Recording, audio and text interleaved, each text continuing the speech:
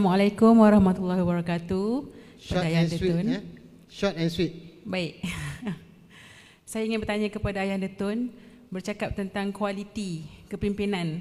Saya percaya kita kaitkan juga dengan apa yang mendatang, iaitu calon pilihan raya ataupun potensi parlimen yang kita akan sertai. Walaupun ada yang kata terlalu cepat nak cakap, tapi saya rasa sesuai. Kerana benda ni akan menentukan masa depan perjalanan coalition ini ataupun parti yang ada dalam coalition ini. Jadi pada saya ingin tahu daripada pihak Ayah Tun, ada tak metod ataupun metodologi untuk kita memilih calon, macam kita ada buat due diligence, ataupun sebab kita fikir benda ni penting, kita tak nak calon yang kita pilih nanti menang. Bila menang mereka buat perangai, back to square, semua jadi rosak balik. Kita rasa macam something we can do now. Jadi bagaimana pendapat Tun? Terima kasih. Ya, waktu saya mula terlibat dengan UMNO, saya buat cadangan. Yang nak jadi calon itu mestilah lulus peperiksaan dalam sekolah standard tertentu. Apabila saya buat cadangan itu, ramai yang marah saya. Pasal yang tak ada kelulusan pun dia nak jadi calon juga. Jadi dia tak nak kita ada apa-apa qualification. Kalau kita nak kerja sebagai budak pejabat, kena ada kelulusan juga. Kalau tak lulus, kita tak boleh jadi budak pejabat. Tetapi kalau nak jadi menteri, tak lulus apa pun tak apa. Tak tahu, tak pergi sekolah pun tak apa, boleh jadi menteri. Ada kes yang berlaku. Di satu masa dulu, bila Sabah Sarawak diterima sebagai sebahagian daripada Federation, sebahagian daripada Persekutuan Tanah Melayu, kita nak bagi tempat kepada orang Sabah, orang Sarawak, dan kita pilih Temenggong juga. Dia Temenggong, pangkatnya tinggi tapi tak ada pelajaran. Dia jadi menteri. Bila lepas daripada itu, apabila kita ada pemimpin, biasanya pemimpin itu dipilih daripada orang yang ada kebolehan, ada pelajaran. Datuk On memang orang yang terpelajar. Tunku Abdul Rahman, dia pun lulus daripada Eropah juga. Tun Razak, lawyer. Tun Hussein, lawyer. Lepas itu Tun Mahathir, belum Tun lagi lah. Saya doktor. Bila saya doktor jadi Perdana Menteri, ada yang berkata bahawa anak guru pun boleh jadi Perdana Menteri. Kami pun boleh jadi Perdana Menteri juga. Jadi sekarang ni tak payahlah nak pilih orang yang ada kelulusan. Siapa saja boleh jadi Perdana Menteri. Sama ada dia lulus tak lulus, itu soal lain. Kalau dia dapat sokongan, dia boleh jadi Perdana Menteri. Jadilah ni rebutan untuk jadi Perdana Menteri ini datang daripada rata tempat.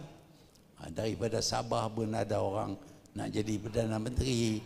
Daripada Malaysia pun berapa orang nak jadi Perdana Menteri. Soal kelulusan, soal kebolehan diketepikan. Cuma kalau kita popular, kita dapat sokongan, kita boleh jadi Perdana Menteri. Demikian juga untuk jadi calon pilihan raya pun.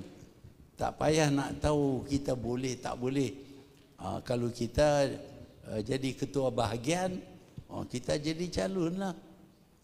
Ramailah yang jadi calon yang kebolehan dalam bidang pentadbiran tak ada langsung. Jadi kualiti kita sudah menurun. Sebab itu kita dapati ada kerajaan yang tak mampu nak atasi krisis yang kita hadapi. Saya yakin kalau kita diserang seperti dulu berkenaan dengan financial crisis, tak ada siapa yang boleh laksanakan satu strategi yang boleh menjayakan kita.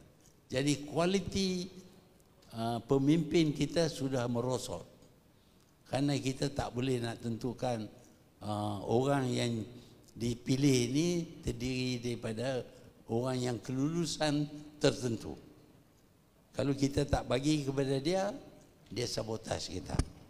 Inilah masalah yang kita hadapi kerana kualiti kerajaan kita sudah sampai kepada tahap yang mana selain daripada menerima ganjaran, tak ada kebolehan. Okey, terima kasih Tun. Saya nak kait komen Tun tadi tentang kualiti kepimpinan dengan soalan Puan tadi tentang economic recession 2024. Saya nak tambah sikit jawapan Tun. Nak manage ayam pun susah, macam mana nak manage economic recession? Okey, soalan terakhir yang saya dapat, yang kita sempat raikan, saya banyak lagi soalan yang saya mohon maaf kita tak dapat jawab untuk kali ini, dan saya perlu melayan satu soalan online. Tapi soalan dia berbunyi sedikit nakal. Dia kata ada dakwaan daripada pemimpin tertentu mengatakan benar Kerajaan Pakatan Harapan dalam masa 22 bulan tidak benar-benar bersedia untuk memimpin dan mengurus kerajaan kerana mereka itu adalah baru. Tetapi masalah utama adalah kerana mereka tidak dikutai oleh seorang yang bukan reformis. Maksudnya dia bukan sebab kerajaan tu sebenarnya tak mampu, tapi sebab bukan reformis yang memimpin tu, dan sebab Tun Dr. Mahathir yang memimpin. Ni komen yang dikeluarkan oleh pemimpin Pakatan Harapan. Apa pandangan Tun? Ya, ramai orang bercakap tentang reform. Tetapi apa dianya reform yang dicadangkan? Tak banyak. Tak banyak. Dan kita sedang usaha.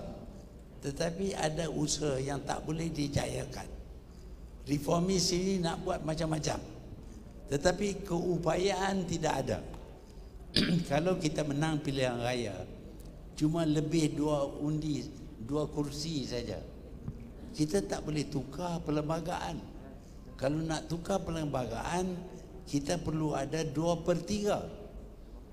Jadi kebolehan kita kurang daripada kehendak kita. Betul lah kita nak reform itu, nak reform ini.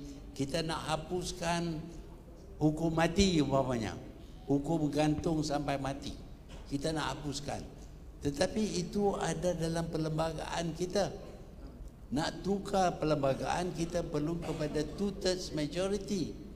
Tetapi kerajaan PH pada masa itu tidak ada 2/3 majority. Jadi kita tak boleh buat benda yang kita cadang nak buat. Nak reform, kita mesti kuat. Dan kita mesti ada cara-cara yang boleh diterima oleh rakyat. Macam-macam benda yang kita nak terima. Umpamanya, pemilihan hakim. Di waktu ini, hakim dipilih sebenarnya oleh hakim sendiri. Ketua hakim, Chief Justice, akan kemukakan nama hakim yang nak dinaik pangkat ataupun nak dilantik sebagai hakim kepada Perdana Menteri.